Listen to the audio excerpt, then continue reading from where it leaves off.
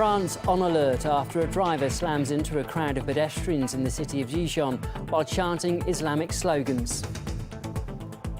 Unhealthy and environmentally toxic, an American filmmaker uses drone-captured evidence to lift the lid on shady farming practices in the United States. And after Syria's military says it downed an Israeli drone, RT looks at how deep Tel Aviv has got itself involved in the war-torn country aiming to topple Assad.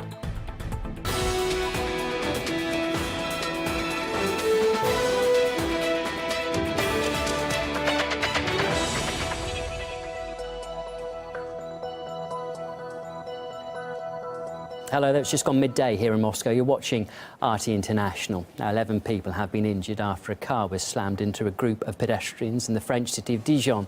The driver was chanting Islamic slogans at the time. Before the impact, witnesses say they heard cries of Allah Akbar, which means God is great. The driver is known to have had mental health problems and has been arrested. It came a day after a French Muslim convert was shot dead as he attacked 3 police officers in a town in central France. Political analyst Pierre Schweitzer says the authorities are largely powerless to prevent such incidents. Some people say, well, okay, this is obvious. We have a lot of immigrants in France, so this has a link with this number of immigrants. And other people are much more cautious. There's really not much that authorities can do. That sort of attack, a lonely wolf, as you can put it, impossible to prevent. So what can they do? Not much, I think. Well, Europe has endured a number of Islamist attacks in recent years. In Germany, 2 American airmen were shot dead in Frankfurt airport by Islamist gunmen 3 years ago. Then in March 2012, 7 died in a series of shootings across France, which were carried out in revenge for the country's involvement in Afghanistan. And last May, British soldier Lee Rigby was run down and hacked to death by extremists in south-east London, apparently in revenge for UK military operations in the Middle East. And even toys can't escape the row over Islamic extremism. A product aimed at British Muslim children has reignited the debate over hardline Sharia influence in the country. It's a doll, but it doesn't have a face. Anastasia Chorkina explains why it's raising eyebrows. A doll causing a stir in the UK, an Islamic toy with no face, designed in Britain and made in China. We tried to get a hold of the so-called Dini doll, but at £25 a piece and a limited number made, they were already sold out. Named Ramesa after the female companion of Prophet Muhammad, the doll has no eyes, nose or mouth. It's not the first one of its kind to be made available in the UK, but it's said to be the first one of such high quality. The idea behind it and similar ones with no faces is this: in compliance with strict Sharia laws, depicting faces of living things, humans and animals is prohibited. While some may find the dolls strange or even creepy, they are intended for children living in strict Muslim families. The makers of the dolls, such as this one at £15 named Hamza, say strict Islamic teachings say you can't leave anything inside a room at night that has eyes. So this toy would fit the profile perfectly. But critics are not having much of this. Some have dubbed the idea behind the faceless Islamic dolls silly and foolish, saying the idea behind them misrepresents Islam teachings in an overly conservative manner, simply taking it too far. Anastasia Chorkina, RT, London. In fact, faceless dolls are not exclusive to Muslim culture. Amish dolls are a famous example, and in the Dominican Republic, dolls with no faces are very popular among tourists. And even in pre-revolutionary Russia, peasant families used to make and sell similar toys. Political commentator Mohammed Ansar believes the British backlash against the doll is an overreaction.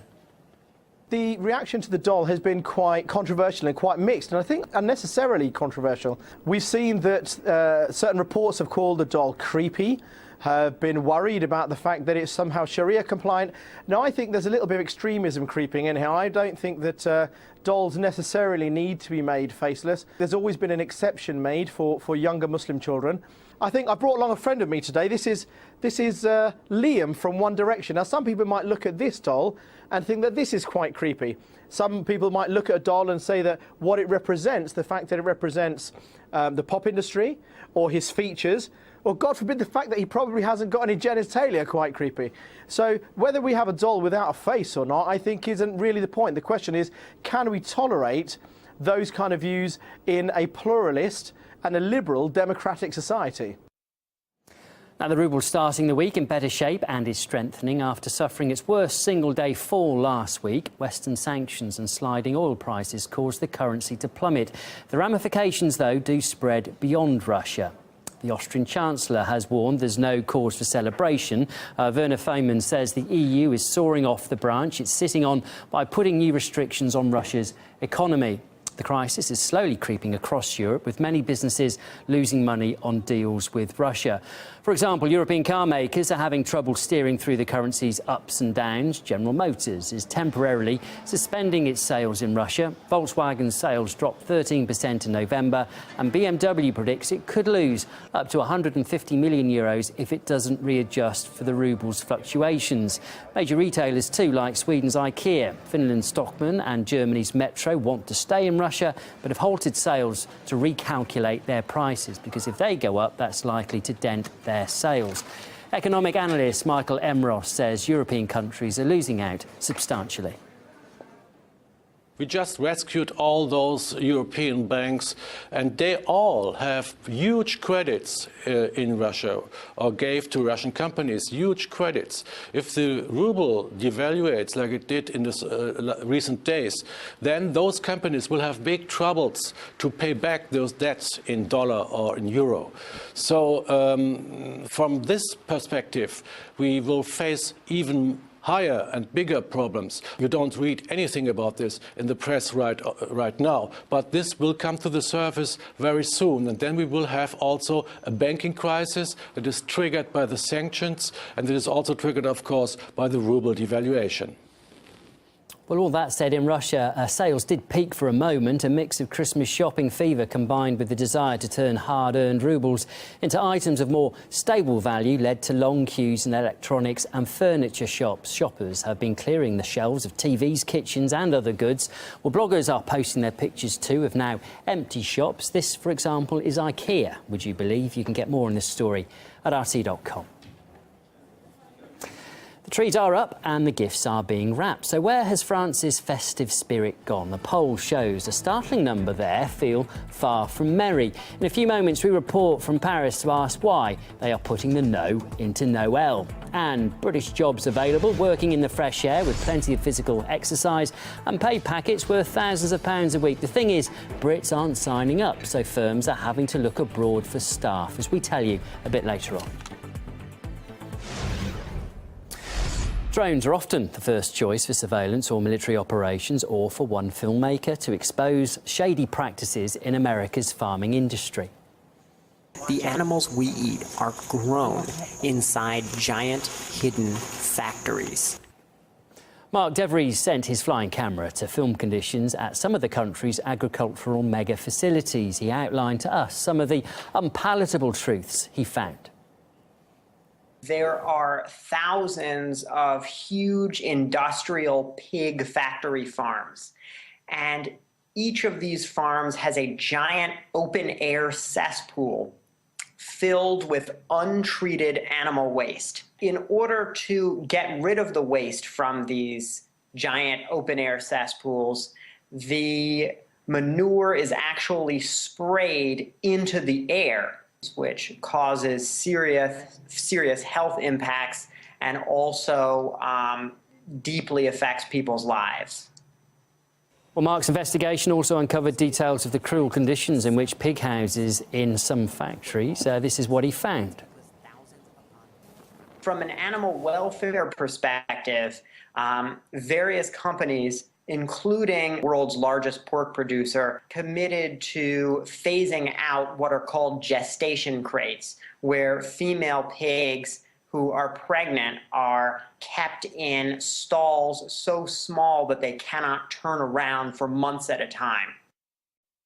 Now, when Scotland chose no to independence, the next step was holding London to its promise to give up more control of Scottish affairs. The country's former First Minister now has his eyes set on a return to Westminster. And in his first TV interview since declaring his comeback plans, Alex Salmond tells today's Sophie & Co about the devious tactics deployed in the referendum.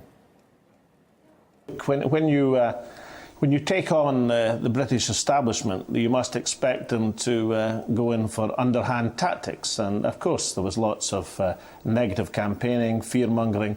But I don't think the negative campaigning actually paid off. If anything, I think that consolidated the yes support.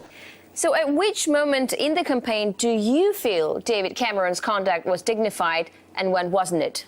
Well, the day after the referendum, he emerged from Downing Street, and instead of saying, you know, we'll now endorse, we'll now deliver the commitment we made to Scotland, no questions asked, no strings attached, he said something quite different. He said, yes, of course, there'll have to be changes in Scotland, but they must proceed at the same pace as, or as he put it, in tandem with, changes in England. Now, that was the first time that had been mentioned. It wasn't mentioned in the campaign.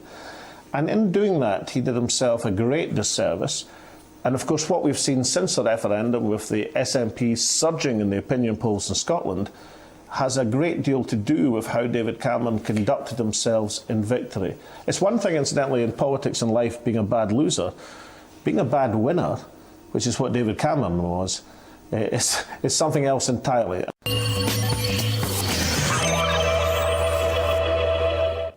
And you can watch that interview in full a bit later on. In a couple of minutes, though, here on RT International, we look into Syrian claims that they have downed an Israeli drone. That story after a quick break.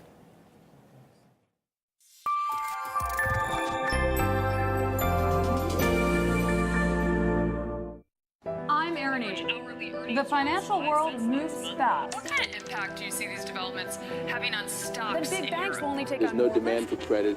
You're not going to get any economic benefit. In life, there are booms and there are busts.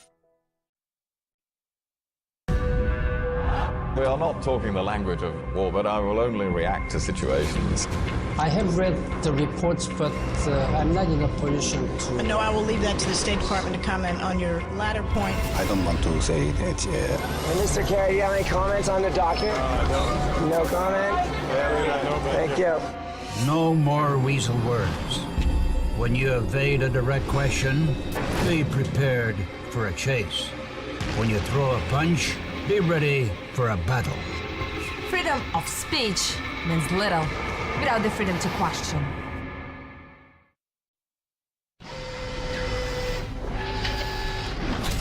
Welcome to the future. Science, technology, innovation, all the latest developments from around Russia.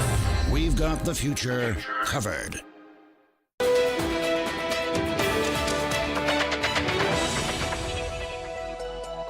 You're with RT International. Now, Syrian military officials claim they have managed to take down an Israeli drone in its airspace. It was shot while flying over the Druze village of Hadar, which is a stronghold for Assad forces. It was shortly after Israeli jets reportedly carried out a strike on army-controlled warehouses near Damascus. A report issued earlier by the UN indicated cooperation between Israel and anti-Assad forces, with Tel Aviv sending supplies to the rebels and letting them into its territory. RT's Paula Sleer looks at how deep this involvement goes. For more than 40 years, Atman Massawe has lived a quiet life in the Arab town of Taibe in central Israel. He never imagined he would lose two sons to Syria. One went to fight against the Assad government and never came back.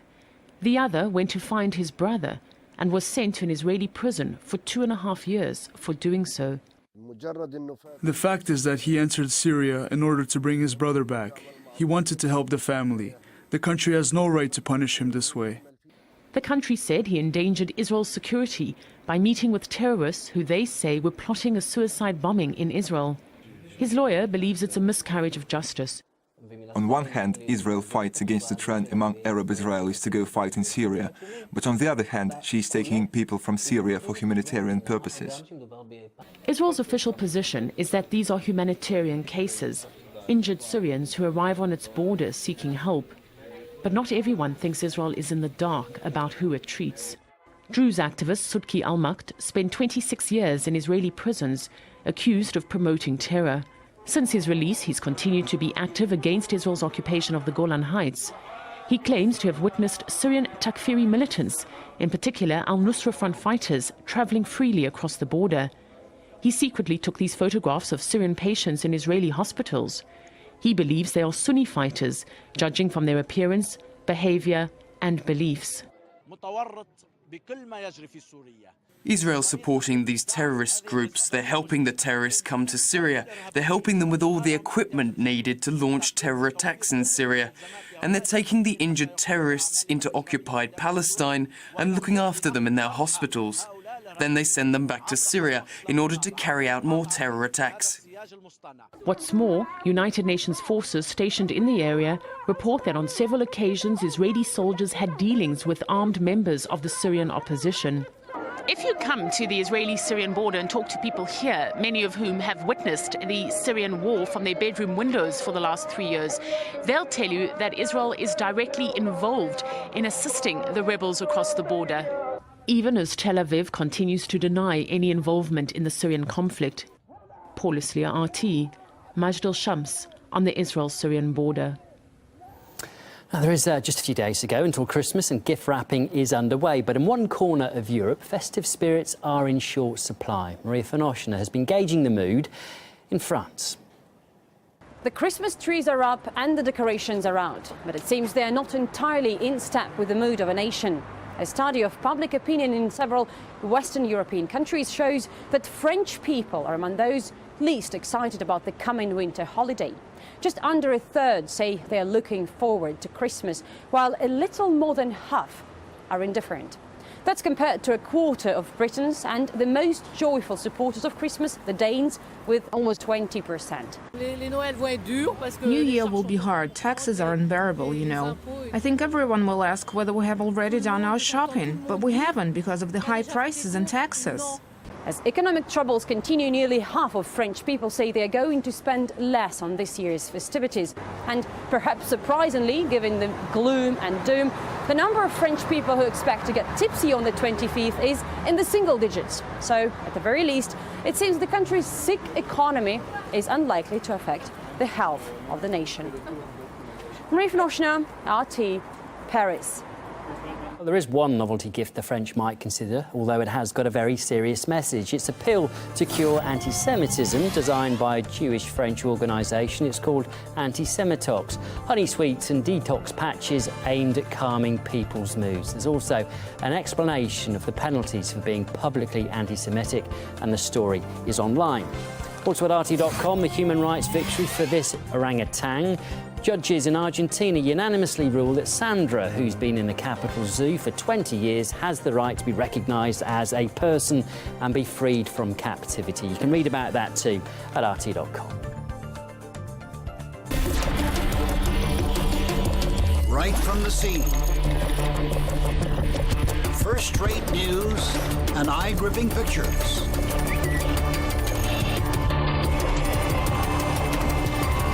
On our reporters' Twitter and Instagram.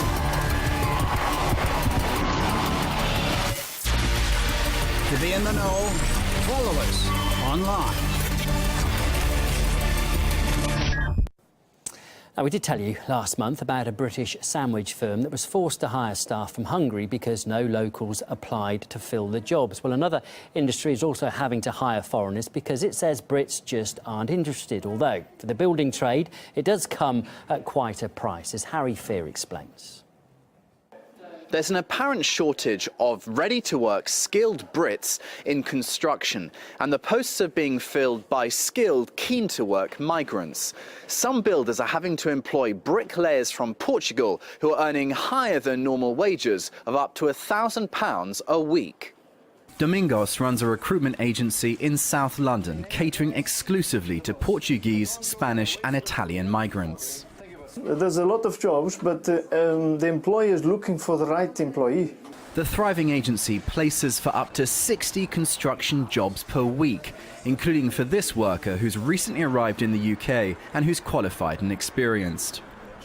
You know, general foreman, labor foreman. I was to work in landscaping, gardening.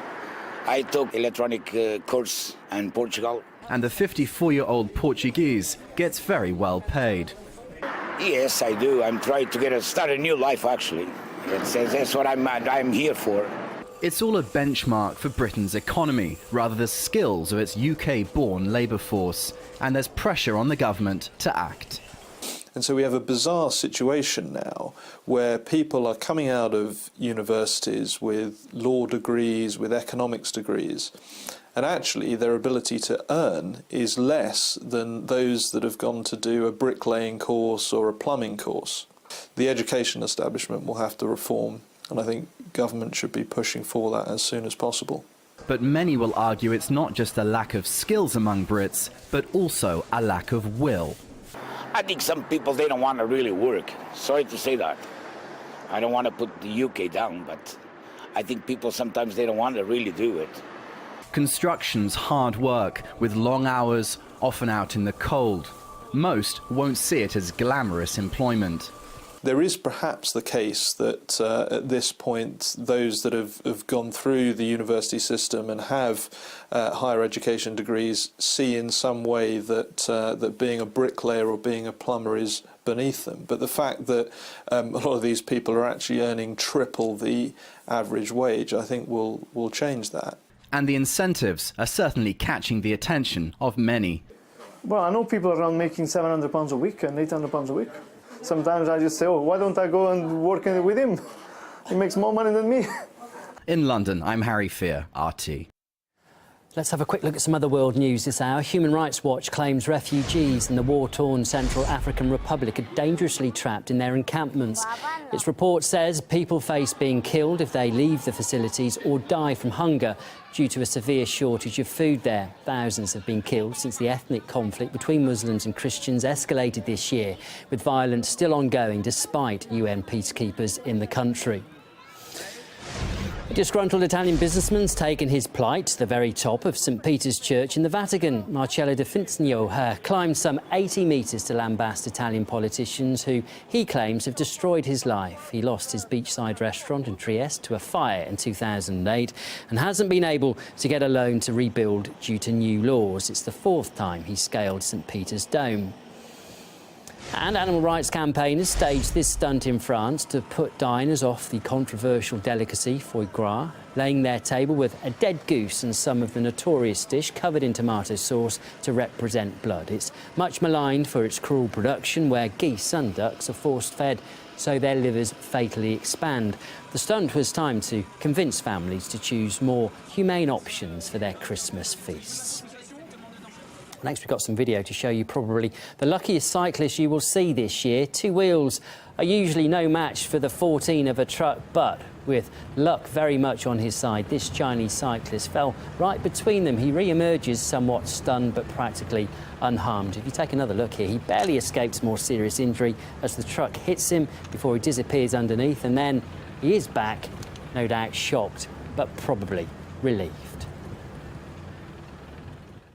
Coming up, a look at the forgotten veterans of American military campaigns in the Middle East. You're watching RT International.